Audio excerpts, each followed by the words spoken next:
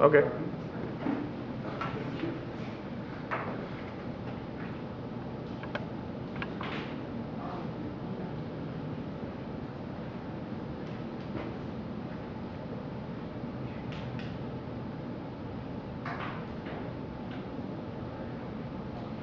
So, and you can see more or less.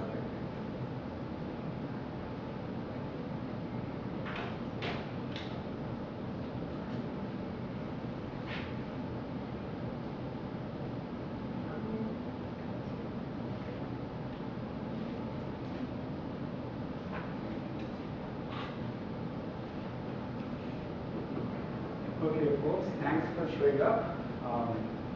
There are some people who are not showing up, and so since I'm holding the makeup class, and most people anyway don't show up, but since it's time, it's my mistake that we are having this extra class. I'm recording it, so I dressed up for the recording, and also it's Deepavali in India. It's a festival of lights where I think this morning, it's night there, they're having lots of fun. And here we have makeup classes. So it's all on the same. So please help yourself with Raspberry Pi in the tuning or after or now in the class. That's basically the background. And what I will do today, and I'll try to be on this direction because we are always focusing on this particular slide projector. So what we will do today is do the planning stuff that we discussed, started last time. Okay. We talked about how you could do planning as theorem proving first, and then we considered problems with that. The expressiveness issues. It's quite expressive, but efficiency-wise, you can get into trouble. Okay, and then we considered a strips assumption, which essentially considers actions, right actions, such that all their effects are explicitly stated. And once you explicitly state the effects, then you can you don't have the problem that we talked about in the frame axioms, which is you don't need to worry about what changed and what did not change, because everything that changes has been explicitly stated. And once you do that, it becomes a real search problem, essentially. You no longer have to do much of a theorem proving. And then this is another review slide from last time. We considered a simple problem, and we considered the way of writing the actions pick up, put down, stack, non-stack. And then what do we lose if we write it this way? We talked about that too. What we lose is modularity. For example, things like the fact that the block is clear if it has nothing on top of it. You have to restate it for every action. Okay, you cannot leave anything unsaid. Everything has to be stated explicitly. Okay, and then we also talked about the fact that when you do actions, basically when you start from an initial state, which is just, you can think of this initial state, the closest model you should have in the back of your head while looking at this is the CSP model. Right? CSP has a bunch of state variables and their values. Okay, so you have a state which is given in terms of state variables. Unless I say otherwise, we think of Boolean state variables. Okay, and then we consider, and since we consider the initial state to be completely known, that's a simple case of planning where you assume that that there is no uncertainty about the initial state. You know exactly what is true in the initial state. And so in that case, you have the initial state described in terms of all the state variables whose values are true, which means all the other variables' values are false. Okay? And then you can apply actions, you can simulate mentally what it means to apply an action to a state. Okay, if you apply this action, then essentially you will write down all the effects. First of all, you can apply it only if the preconditions are holding. And if they hold, then you write down all the effects, which are the state variables that pick up action changes. You write them down first, and then everything else it leaves untouched from the previous state. So the rest of them you just copy over from the previous state. Okay. Now, and since this is a complete state, and since actions do talk about every variable that they affect, this too is a complete state. So everything here is a complete state as you go in this forward direction. And the goal test would be if the set of goals that you're trying to. So normally the goal state is specified as a partial specification on some values that the variables must have. Okay? So all you need to do to make sure that you reach the goal is to see if any of these states, in any of these states, the state variables that are mentioned in the goals have the values that you want them to have in the current state. If so, you stop. Okay? If not, of course, you continue expanding. There is, of course, this question as to, given that there are two actions, two states here, which one would you rather expand? But that's the usual search problem. And we will talk about heuristics that are geared for planning problems in today's class, which will work wonders in terms of actually pushing the search in the right direction. Okay. But other than that, it's going in the forward direction. There is this big slide I left there about now that if you put planning in this way, it looks just like search. What's the difference? And these arguments, you should look at it yourself. I wrote them down. Again, the arguments are similar to why is CSP different from search. Okay, you now know more about the internals of the state. Okay, which basically means that the goal test is not a black box. The children generator function is not a black box. Okay, in particular, for normal A-star search, if you just give the children generator function, you can only apply it to a state to generate the states that will come afterwards, right? Since in the planning problems, we actually don't give the goal children generator. What we give instead is these actions. And you can write a generic children generator function, which can give these actions and then generate the children. Right? That's the whole idea. So a planner is a single child generator function. Okay, it's planner doing progression planning going forward is a single child generator function. Okay, all it does is requires actions to be specified, and then can, given a state like this, it can look through its library of actions, see which of them are applicable, and generates the new children. So from a black box child generator function, you now got into two pieces. There is actions and a single generic child generator function. Having done that, now what you can do is you can change the generic child generator function to, instead of going forward, come backward. Okay, so without changing anything, without changing the action descriptions that I have given you, this is the only thing that the users have to give to describe the domain. Without changing these actions, now I can generate a regression child generator function, which eats the same actions, but given a state, it can reason about what must be the states before this state, such that after a certain action is done, you will be in this state. Okay, so that's basically what we were talking about at the last class, which is regression. So I can start from, in this case, the goal state, right? And then I can go backward. I can consider what does it mean to apply an action in the backward direction. What does it mean? What I meant is that if I'm searching in the backward direction, the plans are always still done in the forward direction. Okay, when you actually make a plan, you always execute it in the forward direction. Okay, but just because you execute the plan in the forward direction doesn't mean that you should make the plan in the forward direction. Okay, you could make it in the backward direction and execute it in the forward direction. Okay, but the question, of course, is what does the child generator function do then? For each action in its library, it can consider the following thing: can put down A be the last action preceding this state? Okay, it will say yes if certain conditions are satisfied. If put down A is the last action preceding the state, it better not be the case that put down A is saying to a state variable that it should be true, but this state says it should be false. You understand? You know, if you don't do anything else, at least don't disagree with the state which you are supposedly leading to. Right? So the first question is, there is no variable B such that B is given different values by the effects of this action and the status.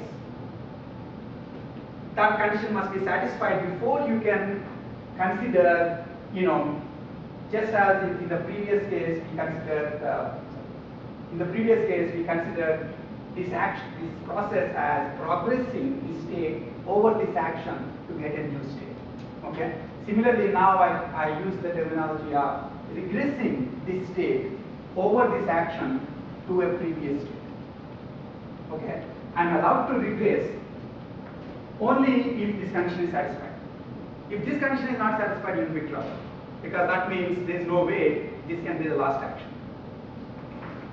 Okay, now there is one more condition I require, which is there exists at least one variable such that this guy gives that variable a particular value and the state also gives that variable the same value.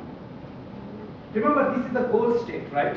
So goals are, so what these two statements are saying is, if each of these state variables required values are seen as sub-goals, okay, think of this as one sub-goal, this is another sub-goal, you should make sure that clear B is false, and you should make sure that hand is empty. Okay, what I'm saying is, I can regress an action, I can regress the state over an action if A, the action is not killing any of the sub-goals. If it's killing the sub-goal, then if you're the last guy, who's going to make sure that the sub-goal is true? That's the first question. The second is, if you are in the plan, you should do something.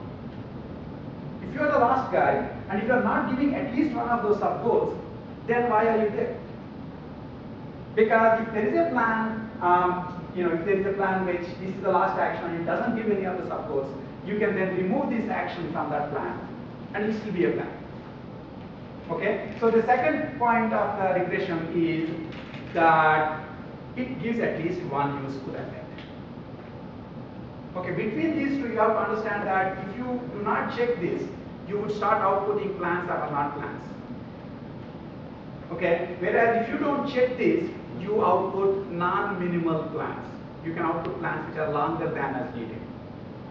Okay, so these are the two conditions. These are like the conditions that in the progression you talked about, preconditions must be satisfied. In regression, these are the conditions that the child generator function checks. Okay, once that is true, then it generates a new state.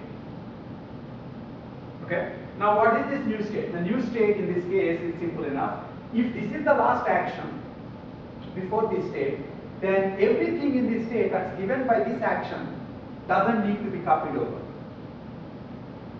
Everything else has to be copied over.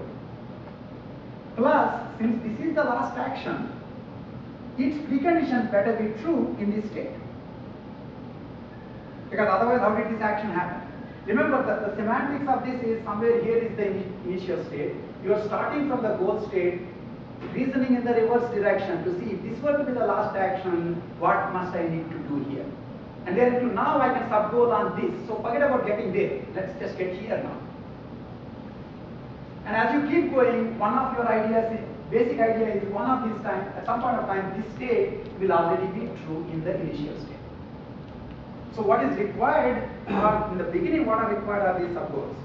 Okay, if they were true in the initial state, you're done. If not, you regress them over this action to a different state. Now if they are true in the initial state, you're done again. So the goal test is that these states, if they are true already in the initial state, okay, that the initial state has gives for these particular variables exactly those values, then you can stop at that point. Okay, that's regression. And as I mentioned last class, regression has obviously a much smaller branching factor in general. Okay, if you just are doing blind search, regression will have much smaller branching factor because you would not consider any action unless it at least gives one of the goals and it doesn't delete any of the other goals. Okay? Whereas in the progression, you would do actions just because they're doable. Not because they're useful, but because they're doable. Okay, so progression can have much larger branching factor than regression. And the second point I want you to remember is this. You could essentially talk about, given the same input actions, you could use them either in the forward direction using a progression child generator, or use them in the reverse direction using a regression child generator. So you don't go back to the user and say, give me a new child generator function. Okay, this is the advantage you have of the structure of the state. Because you have the structure of the state and the structure of the actions represented in terms of preconditions and effects, you can use them any which way. In fact, in the textbook, they also talk about how plans can be generated not in the forward direction, not in the reverse direction, but basically you say, to reach these goals, I must need to do some action. A particular action must be done. So, for example, I have a bunch of things that I need to achieve. Like, I want to be in Seattle, and I want to have drunk a cup of coffee. Okay, so I could say those are the two goals. So I know, for example, that to be in Seattle at some point of time, I need to do the action of taking the flight to Seattle. Now, when do I do that? Is that the first action in the plan? Is that the last action in the plan? Is it the 15th action in the plan? I don't know. Okay, when you go in the progression, you need to figure out the position of the actions. When you go in the regression, still you need to figure out the position of the actions. You need to figure out the absolute position of the action. Partial order planning is a different idea, which I won't go into detail here, where you say, I'll throw in an action because it's needed. And then I'll figure out the exact position where the action is done as planning continues. And this is normally, one can argue that this is the way we do planning. When we have a bunch of things that we need to accomplish, we know that certain actions are required. So you know that they're there, but you don't quite know their relative ordering. And you keep postponing them until the relative ordering becomes obvious. For example, now I'm already in the airport and I still have to have my coffee, so I might as well just pick up the coffee now. So now there is an actual ordering between taking the coffee and flying. Okay, which was not there before. Yes.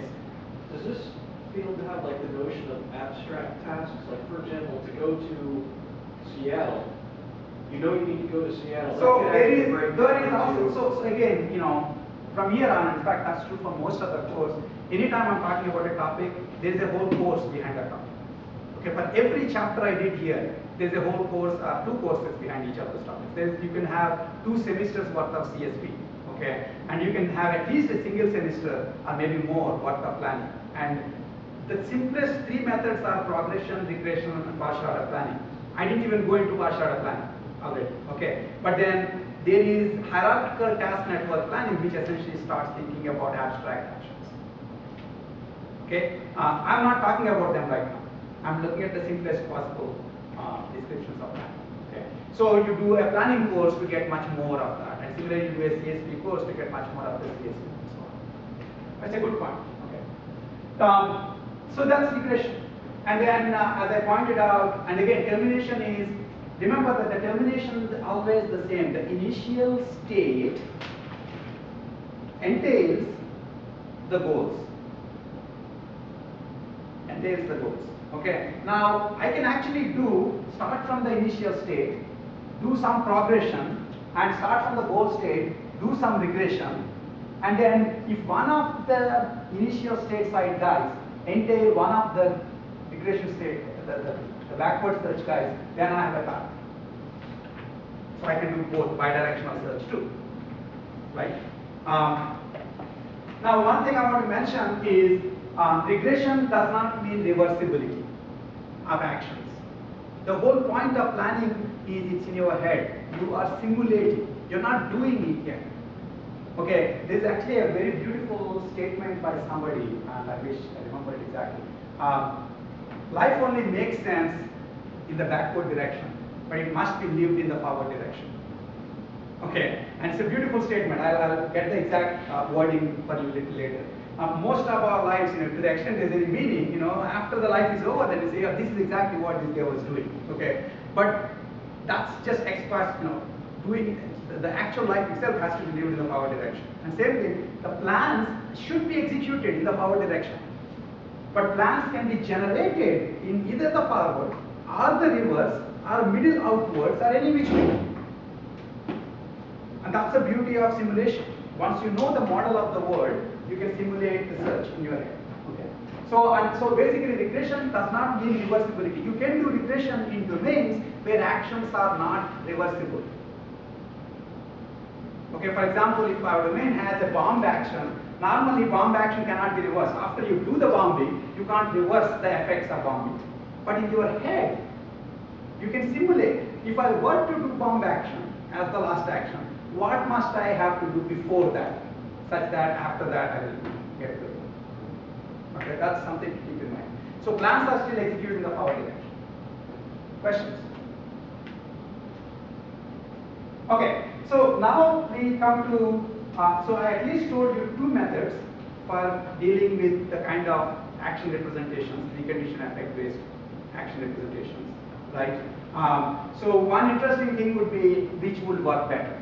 If you were to write first of all, you have to understand that starting from your project 1 code, all you need to change is write a single generator function for progression or a single generator function for regression, which is not hard at all. And then now we'll have a plan which can eat as the domain specification the action descriptions. Okay, and in fact, when I had done planning earlier in the semester, the years when I have done planning earlier in the semester, we had a planning project as a continuation of the first search project, where you take the same exact search project, all the code is out there, you just change the generator function, child generator function to be a generic progression or a generic regression. Okay, so that's one thing to keep in mind, that it's already close to what you already know how to do. The question, of course, is which is better? Regression is better or progression is better, given a set of actions?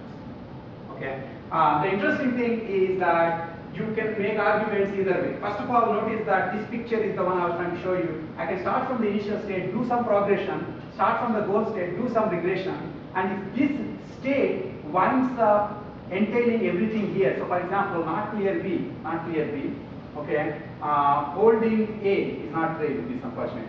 If this also gave you holding A, then I would have said this gives this, so I'm done. So that's the plan. I can do both. But if I'm doing only one of them, if I'm doing just regression or just progression, which would be better? The interesting idea is not so much as which is better, but that there are arguments as to why either of them could be, and then you understand those arguments. One is regression has a lower branching factor, progression has a much higher branching factor in any normal world, because many more things are doable than are relevant. This is in a way, weirdly connected to the Sherlock Holmes Watson example. Many more theorems that can be proved than are worth proving, depending on what it is that you want to do. Okay, so goal-directed reasoning. Regression is goal-directed, right? Because it's starting from goal and going backwards. So regression has lower branching factor. But then I also pointed out that regression, it's harder to tell that what you're holding is actually a dead state. And in particular, what happens basically is that progression searches in the space of complete states. And there are only 2 power n complete states if you have n Boolean variables. Regression searches in the space of partial states, where I'm representing partial states by giving the subset of state variables whose values I know. Okay, which means in a given set, either the state variable is present positively, present negatively, or not present at all. And so, not present at all. And so there are 3 possibilities. So that means regression actually searches in the space of 3 power n of these kinds of states. Okay, clearly what that means, and each of these states correspond to a large number of complete states. Right? So regression is actually searching in the space of sets of complete states, which can be, in the worst case, 2 power n. But because I'm representing the states only in this funny way, which is only by specifying, conjunctively specifying the set of state variables whose values I know, whose values I definitely care about. Okay. Then there are 3 power n of them. 3 power n sets, each of which can correspond to 0, 1 or many complete states. And in this particular case, this 4-way corresponds to 0 number of states. And if you could recognize that, you would have stopped going forward on this, or rather going backward. Okay? And so that can cause problems in terms of search efficiency. Okay? So you are not sure any longer which one will be, in just blind search. But then everything will change again if you start saying there are heuristics. Okay? If there are heuristics, then the real question would be, which of these searches can have more effective heuristics? Okay, normally people more or less assume that for blind search in realistic domains, regression is better than progression. Okay, but nobody does blind search. People do heuristic search, and then questions change. Okay, so keep this in mind as a nice little drama as to who will win at the end. Okay. By the way, a related point, again, I won't go, I've mentioned most of these, but you can read this, it's a dense slide, is that there is even in this kind of planning we're doing, there is an asymmetry between the initial state and the goal state. Goal state is not really a state, it's a partial state, which is actually a set of states. Okay, and so whereas initial state is completely specified because you know where you are. Now, that also means that if you don't know where you are, if, for example, you are a robot who doesn't have full observability, okay, then even the initial state would be partially specified. Goal state will be partially specified, initial state will be partially specified. The interesting question is, if initial state is partially specified, so I give you 2 problems. Problem 1, everything is the same between problem 1 and problem 2. In problem 1, you have a completely specified initial state. In problem 2, you have a partially specified initial state. Which would you rather want to solve? Completely specified. Now I ask the same question except for the goal state. In problem 1, between problem 1 and problem 2, in problem 1, I have a completely specified goal state. In problem 2, I have only a partially specified goal state. Which one would you rather like to solve? Partially specified. Because, basically that means there are fewer things that the agent really cares about. Just make them true, and the rest, if there are 10,000 state variables, and if I specify goals partially by just giving 2 of the variables whose values I care about, that basically means instead of there being a single state in 2 power 10,000 states, I now have 2 power 9,998 possible goal states. More goal states, the better. Any of them you can get to, you're done. Right? So partial goal state actually is better. That means I am giving you an option, just get me any state where the following things are true. I don't care about the rest of the variables. Okay?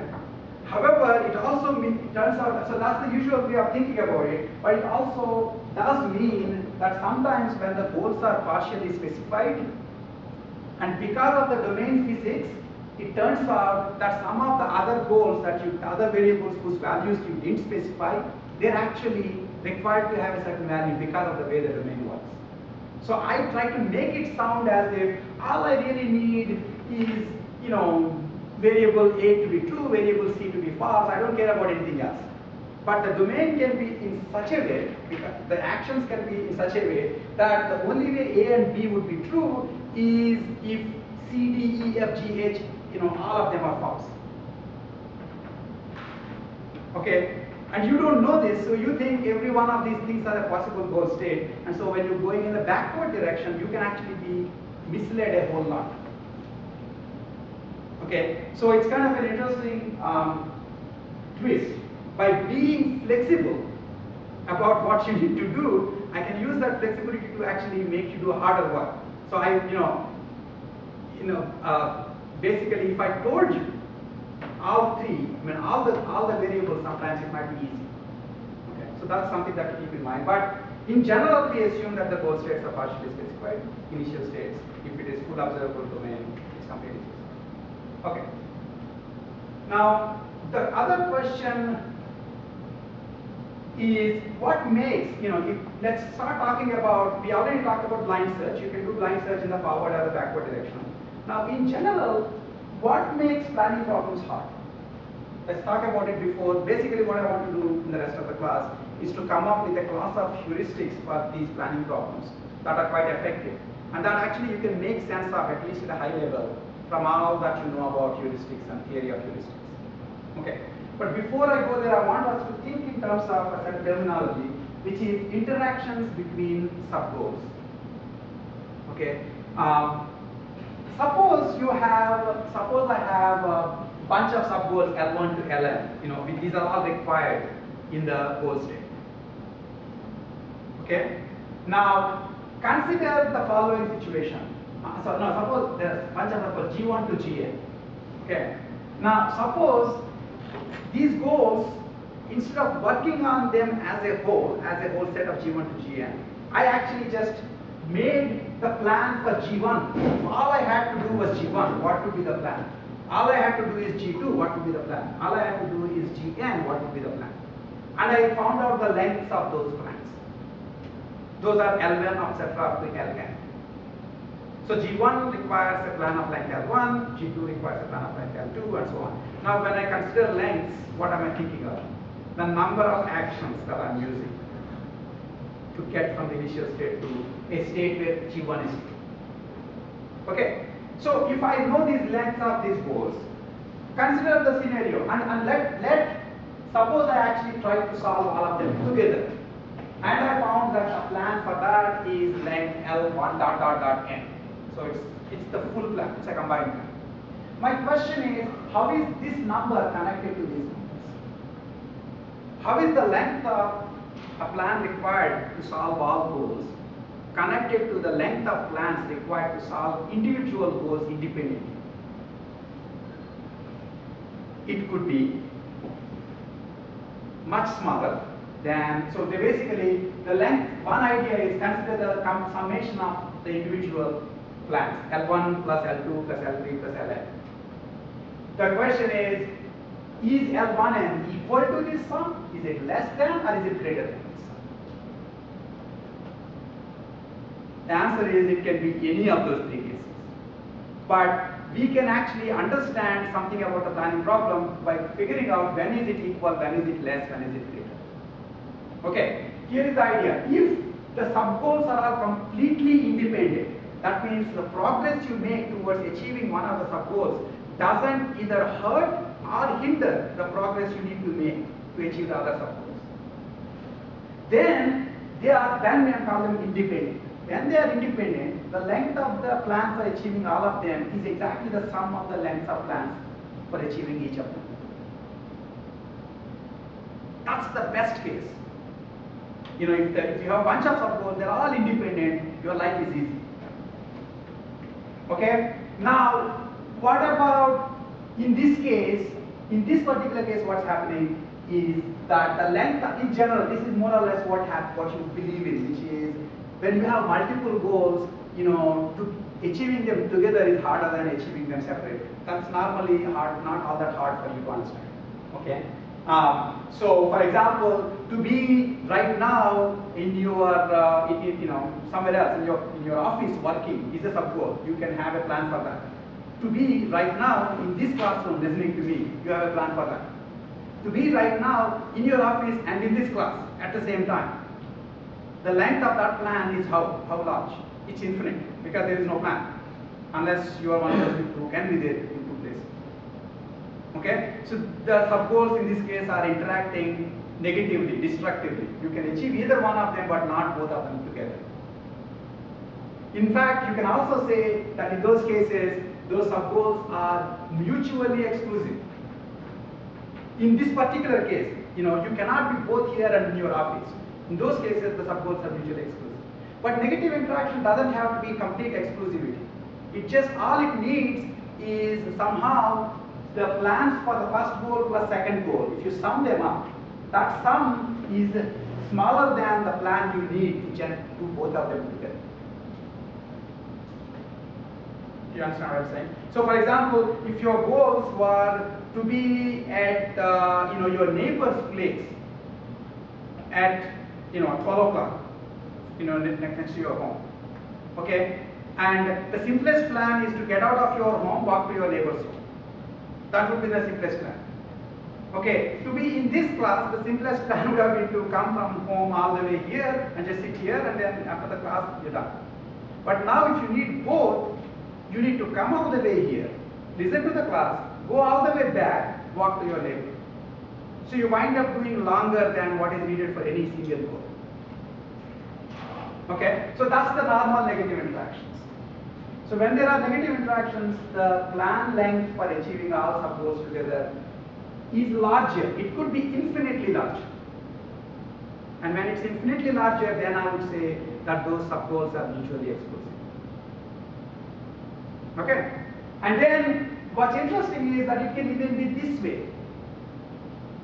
That sometimes the sub-goals that I have can be done, if you do them together, the plans can actually be combined and you wind up doing fewer number of actions. So for example, if you needed to be in this class and the number of actions to get to the school, you need to come to the school to be in this class. If you also needed to be in graduate advising office in the afternoon, you have to come all the way to school to be in the graduate advising office. But when you do both together, you save on the trip to the school. You just do it once. Okay? So those cases, you have what I call positive interactions.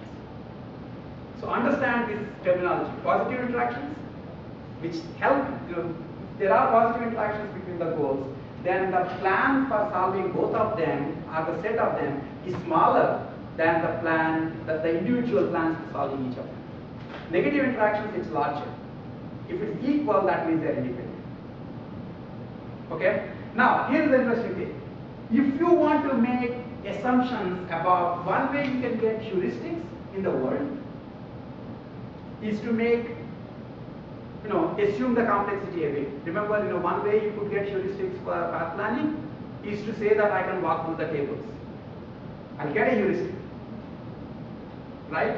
So it's clear you should be able to see that the best world you could ever be in is an independent sub-goal world. All sub-goals are independent.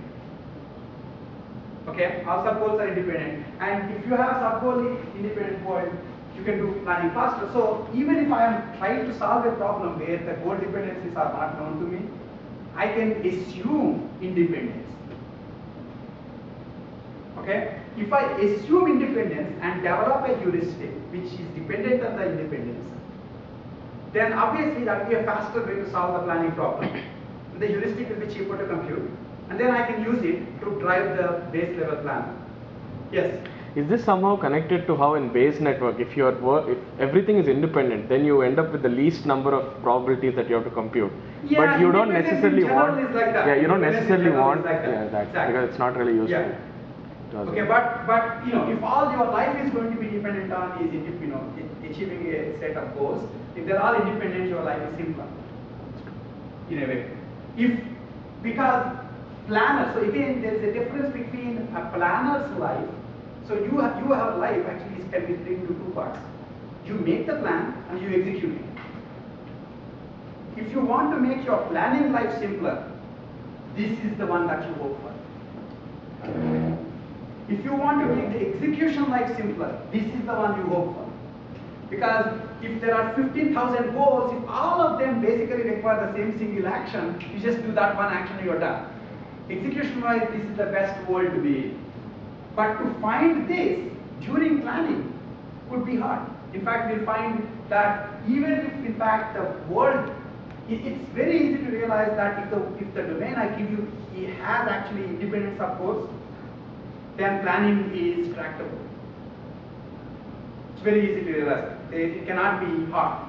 Okay. But if it only has, and if it has negative interactions, it's also easy to see that it will be hard. What people don't realize is that if it only has positive interactions, would it be hard? If it only has positive interactions, finding a plan is easy. Finding the shortest plan would be NP hard.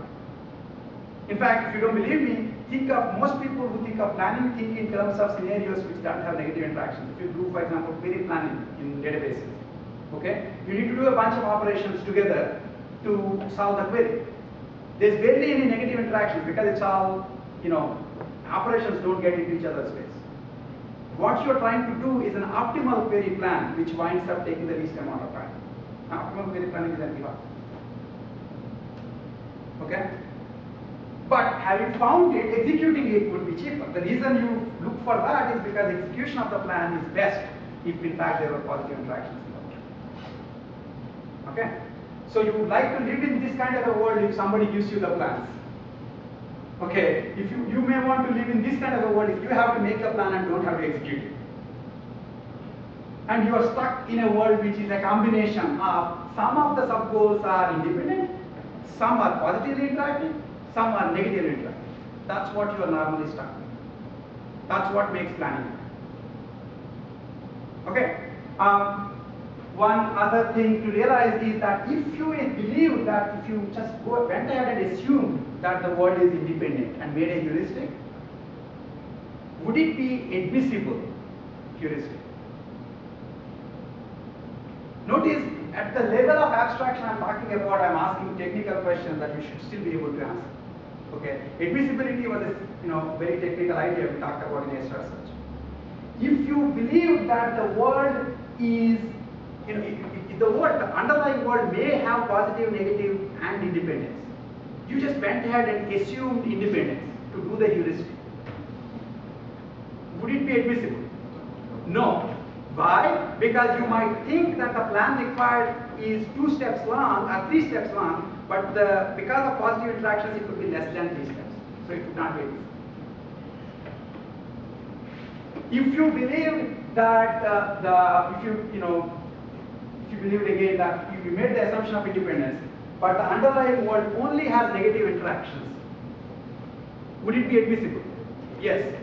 Would it be informed?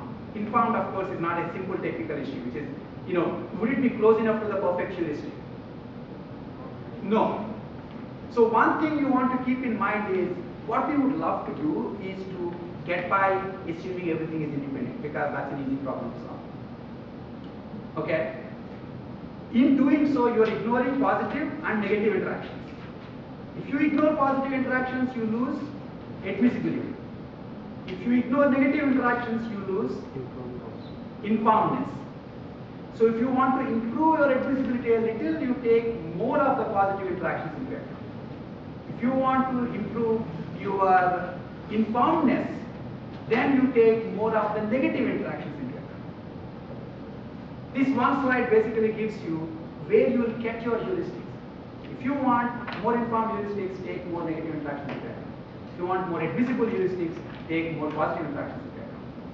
If you don't care, just assume everything is equal. Yes? What's the impact of more informed versus more admissible? You're supposed to know it by now. The idea is that if the heuristic is not informed, then the search will take forever. Because you know that h equal to h star, the search goes to the goal node directly. If the heuristic is not informed, the search might take forever.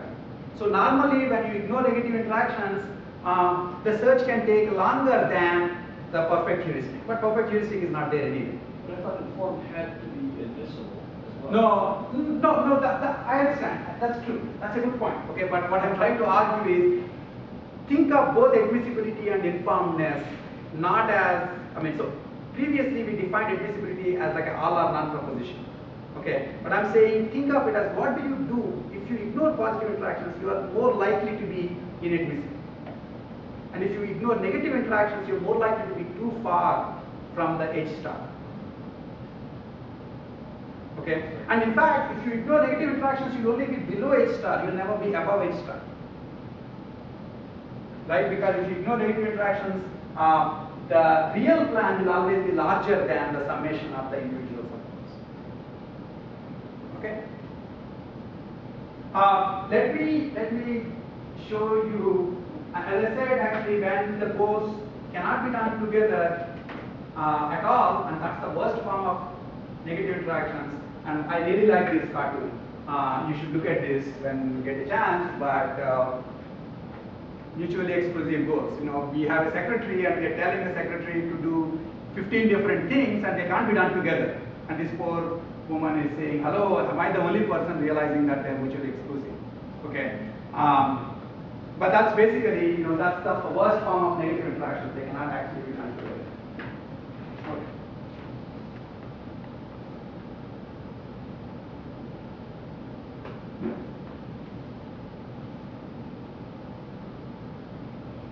So what I will try to do now in the remaining part of the class is to tell you a way of deriving heuristics which essentially take independence and positive interactions and negative interactions, if you want, into account and become more and more effective.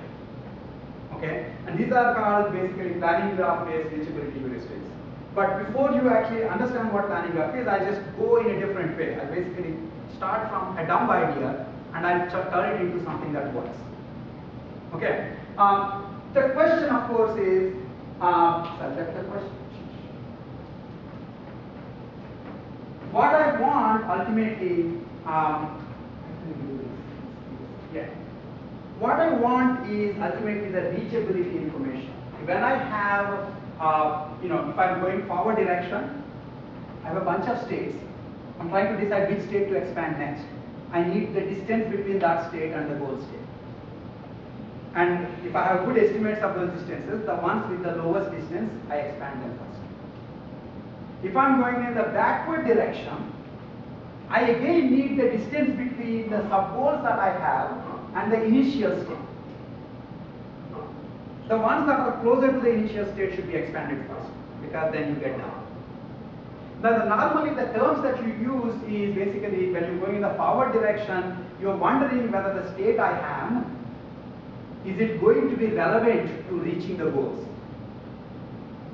Okay, when I'm coming in the backward direction, I know everything is relevant because I started from the goal state and came backward. What I don't know is whether it is reachable from the initial state. Both of them ultimately are talking about whether a state is reachable from another state in terms of actions. So ultimately all you need is an estimate of the number of actions that are required to go from one state to another state. Okay, that's what I want to estimate. So what I would do is the following dumb idea. Suppose I have a state P, I need to figure out how far is it to the goal state. I would basically start from the goal P, start state P, start a progression search from there. Remember, I was originally doing either progression or regression or anything. At some point of time, I needed to know what its heuristic value is, P's heuristic value. So I will start a search from there. So I will consider doing action A1, I will get this state, A2, I will get this state, A3, I will get this state, and then I will do other actions and I will do on and so on. And so I have an entire progression tree. And I keep doing this progression tree until I reach the state I am trying to look for. When I reach that state, the path from that place to this place, which is the gap, is the number of actions I need. It's a dumb idea. Obviously, you would never want to do this. Okay, but this is where you could get perfect distance. Okay, now the interesting thing is that all the states that you're talking about, they are not names. They're not S1, S2, S5, S7. They actually are made up of individual state variables and their values. Right? For example, this one is a state P, that means P is true, everything else is false. Here PQ is true, PR is true, PS is true in these things. So in some sense, these states all have something common. P is true between our. Okay, so realize that. So when I can, for example, do the following thing. What I would like to do is the following. So when I went from one state to this state, right, I got PQ, PR, PS. Consider doing the following thing. I actually union all the states. So I just have P, Q, R, S. I'll put all the actions here in one level here.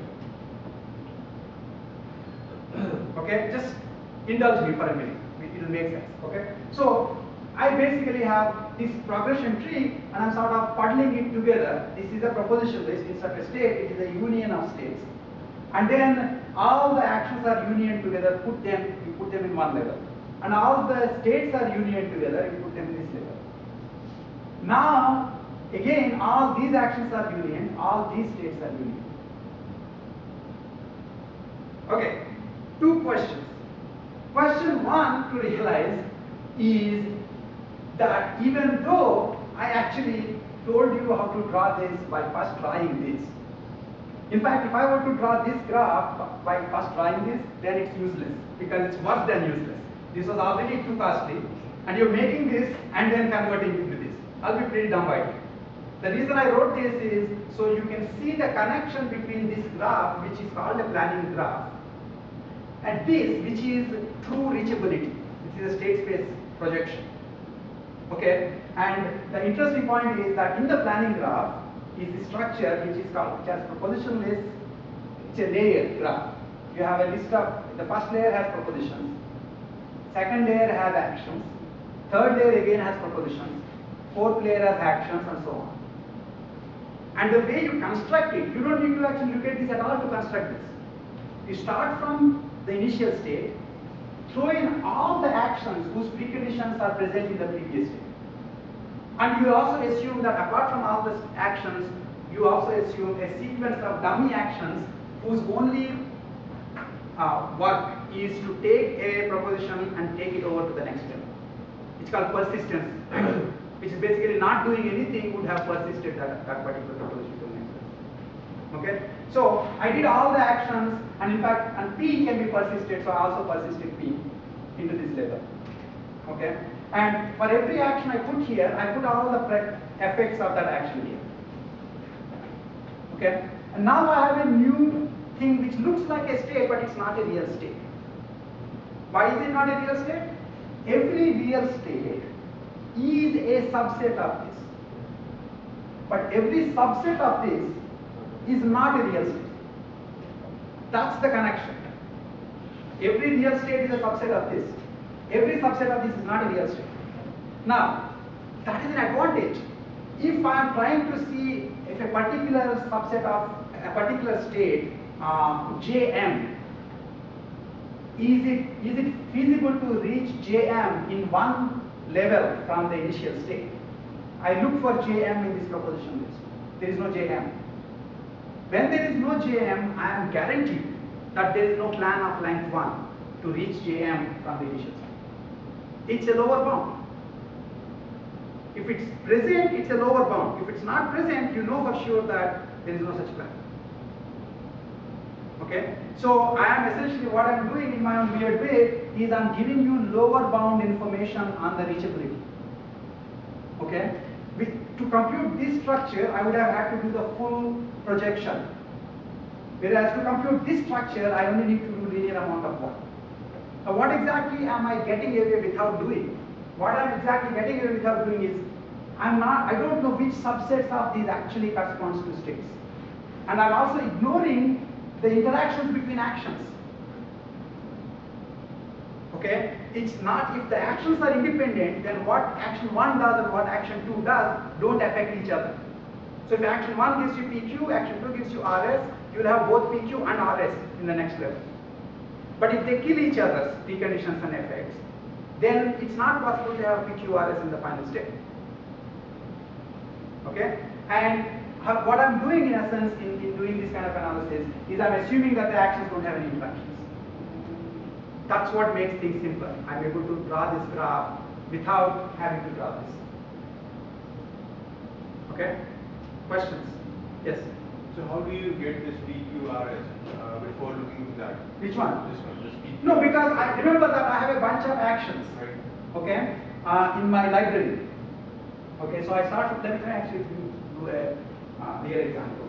This one.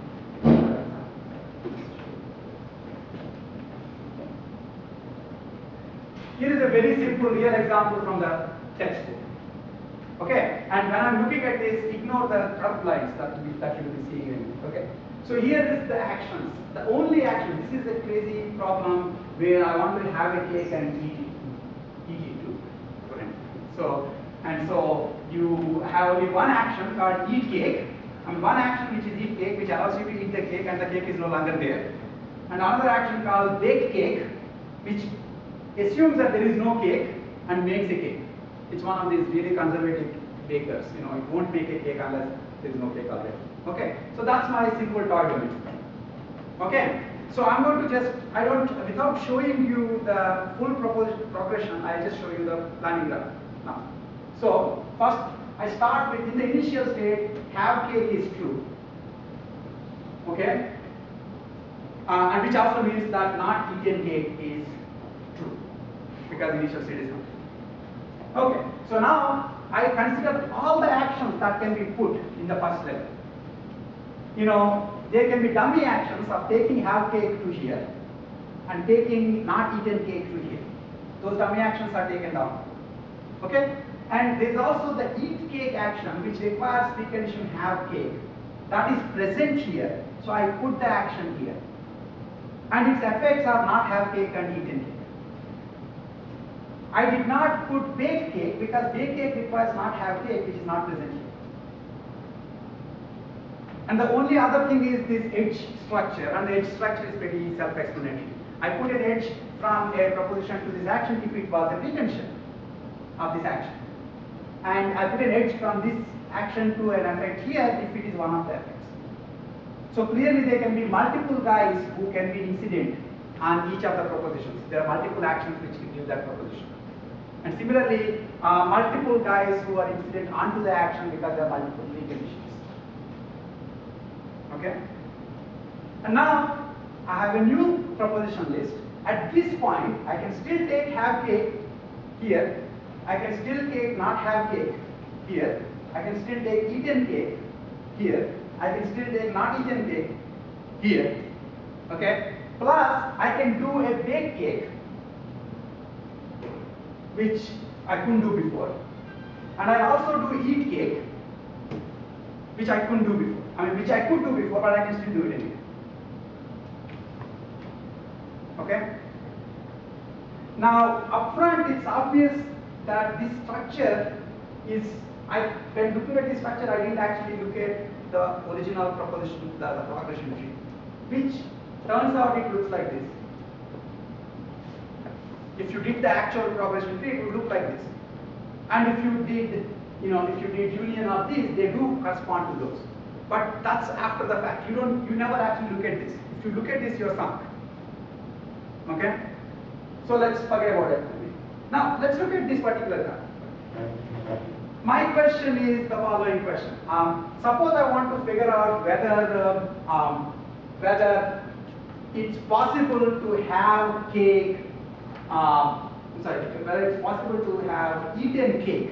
How far do I need to go to a state where eaten cake is true? Okay, I'll do the following way. I'll start from the beginning of this graph, look for the index of the first proposition list where eaten cake is present. That's the lower bound.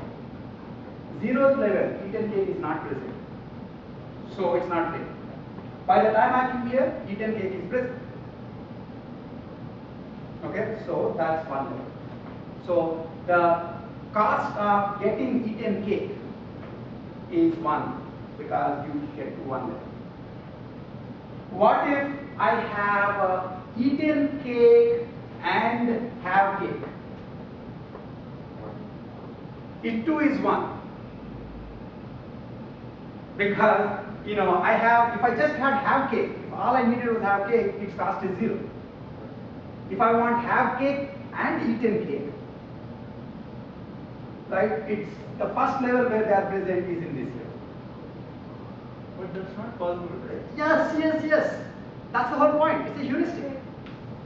It's a heuristic. The straight line distance says I can reach that guy by just walking like this. If I actually try to walk, there will be all sorts of chaos. I will be falling down, people will be crying, etc. But it's a heuristic. And this length is better than saying everybody is equally distant from me. All a heuristic is trying to do is differentiate between closer versus farther Actually, states. that goal would be infinitely long from. I agree. No, in fact, it's not infinitely long. In fact, having cake and having eaten cake in this domain, I mean, you're thinking of normal real world where they say you can't have a cake and eat it too. But in Russell world, you can apparently, because you eat the cake and make a new cake. So you have eaten the cake and you have, so in this case actually by this time you do have eaten cake. Okay? And in fact, it turns out that when we did this normal kind of, this kind of a graph, you're completely ignoring negative interactions. But you still get at least, you know, it still gives you, if in fact one of the goals requires 5 actions to do it, and another requires only 1 action to do it, it's able to differentiate between them. Yes, sir? You said first was on. What? You said the first was on. Can we have non-uniform courses? Yeah, that's again an extension. Right now we'll act as if they are uniform cars. Okay, but you can obviously do non-uniform cars, in which case you would have to propagate cars over this graph. That's a more complex thing. There are slides in this that I won't look at. Again, you know, it's one more of the things that can be done, you know, by extending this idea. It turns out that this idea that I just showed you, turns out that there are a million ways in which you can extend it for different kinds of planning algorithms, different types of planning algorithms. So, but that's why it's a good idea to understand at least at the basic level. Okay.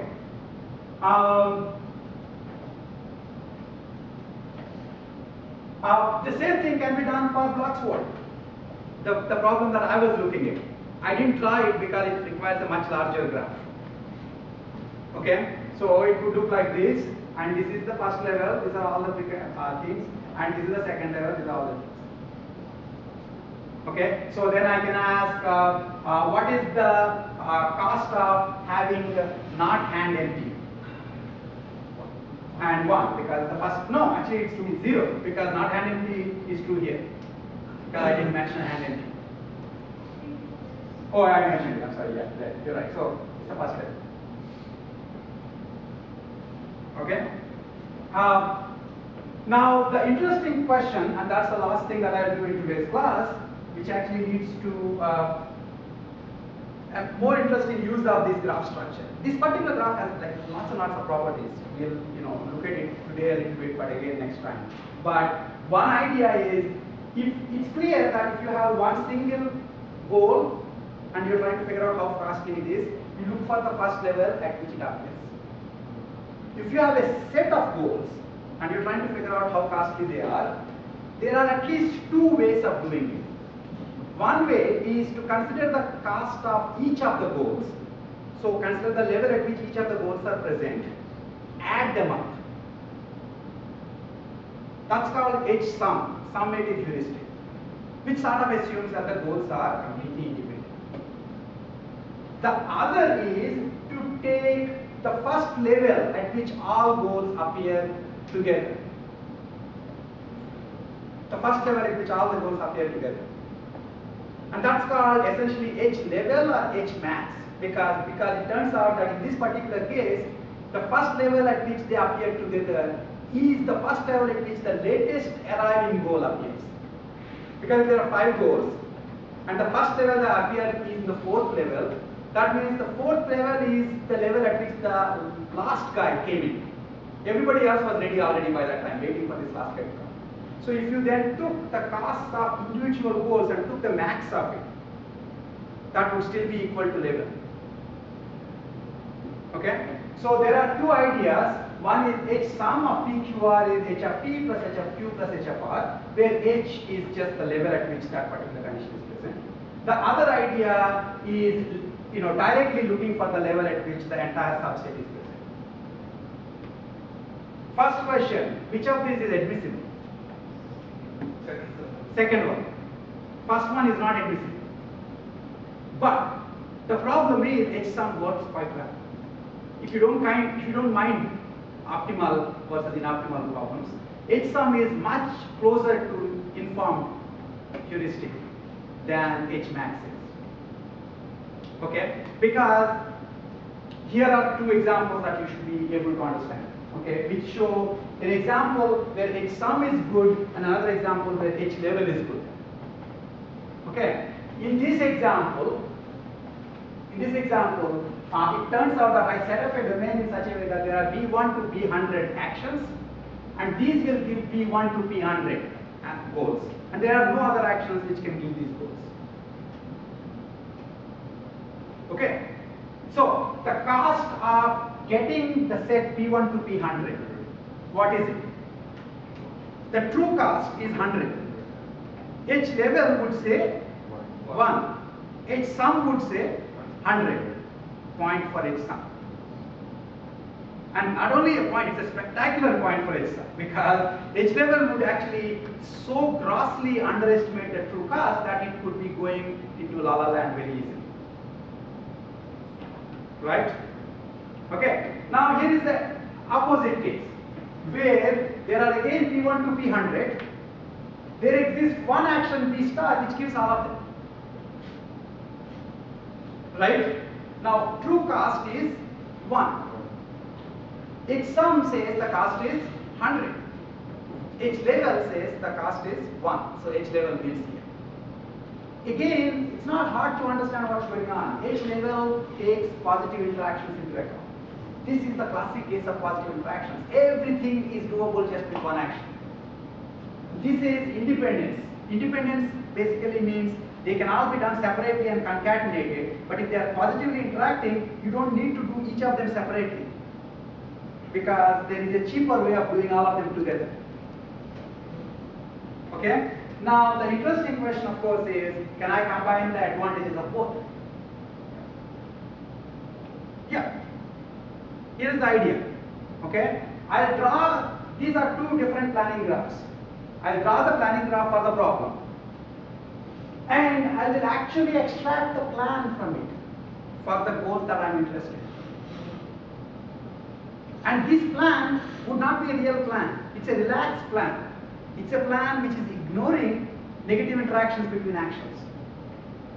And it would have been the correct plan if, in fact, actions don't have negative interactions. But since when I am extracting the plan, I can actually extract it in such a way that, in fact, I'm taking redundancy between actions and goals. So in particular, what I would do is I will start from the goal level and mark all the goals, P1, etc. to P100.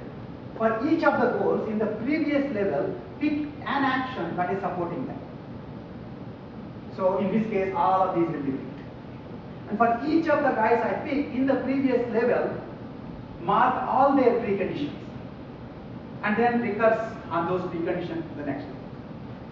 In this particular case, what happened is, after I go from here to here, these guys only have Q as the precondition, and Q is already true. And so a relaxed plan is just a subgraph of the planning graph. It's a subgraph of the planning graph. And once I construct this subgraph, if I just count the number of actions that are in that subgraph, that's the length of the relaxed plan. Okay? Now, and the same thing can be done here too. So in this case too, I'll mark P1 to P100. And then I come back, I pick B star because it's applying to, all of them are being supported with B star. And then B star can be done by Q and I'm done. Yes? Is this admissible? Is it admissible? Is my question. If we had all of these 101 actions, we might not have chosen B star. That's the point. If you have an action, if you put this here, so I put B star along with these guys, and I put a link from B star to all P1 to P100, and then a link from B star to Q, which is what would have happened in a scenario where both this is possible and this is possible. In that case, what is the best plan? The best plan is to just go from this. So, if you find optimal relaxed plan, you are admissible. If you find the optimal relaxed plan, you are admissible. What makes relaxed planning easy is it's backtrack free. That means finding a feasible relaxed plan is a no-brainer. Okay? You can always go from here, pick any actions that can support these, and then you will always be able to go to the next level and all the way to the initial level, without ever reconsidering, hey, maybe I should have picked these, I should have picked something else. You will never be forced to backtrack. Just because you are not forced to backtrack, it doesn't mean that the one that you came up with is the optimal relaxed plan. This is exactly the kind of thing that happens in query planning in databases. Okay? Finding a query plan, easy, because you never have to backtrack. But finding an optimal query plan means you have to look at all the query plans. Okay? So, the interesting point is, this is the slide that you want to keep in mind. Computing relaxed plans has the advantage that in general it's better than level and sum heuristics because it combines both of them. It becomes level heuristic when in fact, so this much is clear. If your graph is like this, relaxed plan would have done the right thing. Because the only relaxed plan would also be the right one. Okay? If the graph is like this, relaxed plan again would do the right thing. If you combine both, it is, if you actually compute the optimal relaxed plan, then it will again do the right thing. Now the problem is finding the optimal relaxed plan is NP hard. However, if I don't mind optimality, okay, again I said this many times in the past when we first started talking about reducibility. The difference between computer scientists and programmers is computer scientists know what they are missing. They don't necessarily want what they are missing, but they know at least what they are missing. They know why they are not optimal, and they decide whether to be optimal or not. So here, we know exactly when we can make it optimal, and we can decide not to have optimal. Okay. One idea is you can do this idea called greedy extraction of relaxed plans, which works quite well most of the time. Okay. For example, having picked, suppose I have B star as well as all the things together. Okay. The minimum I can do is the following: having picked a particular condition for the first goal, a particular action for the first goal, try to pick the same action for the next goal if in fact that action can give that second goal too. So don't, try to use the redundancy if you see it. In those cases, at least if you are lucky and pick B star for P1, you would then have picked B star for the rest of them too. Okay? It's a greedy extraction, and that is called numbing. But it's not going to give you optimal relaxed plan all the time. Okay? And the interesting point is that greedy relaxed plan extraction is the best heuristic out there, and it can solve very large scale problems, of course without optimality guarantee. But post facto, if you know the optimal plan length and you compare it to what these planners did, in many cases it's pretty darn good. And most problems that this heuristic can't solve, that this heuristic can solve, can't even be solved to optimum because we don't have optimality preserving heuristics that are as powerful. So one of the problems is that current practice in these kinds of planning problems is the best idea. Okay? So again, the greedy heuristic support goals with the greedy heuristic basically says support goals with no ops as much as possible. If there is a way of just postponing the decision, because if somebody else will make it through anyway later on, then postpone it. And also support goals with actions that are already chosen to support other goals.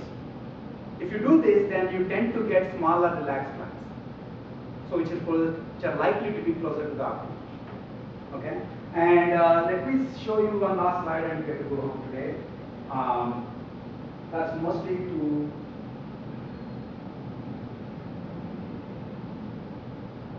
this is sort of a history of planning.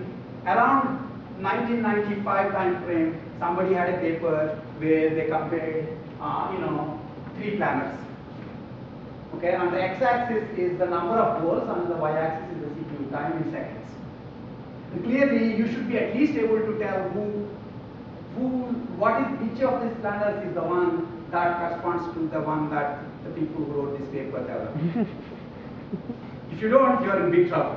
You would never write a paper saying, look, my planner is much worse than other people's planner. Okay, you at least found one domain where your planner was doing better.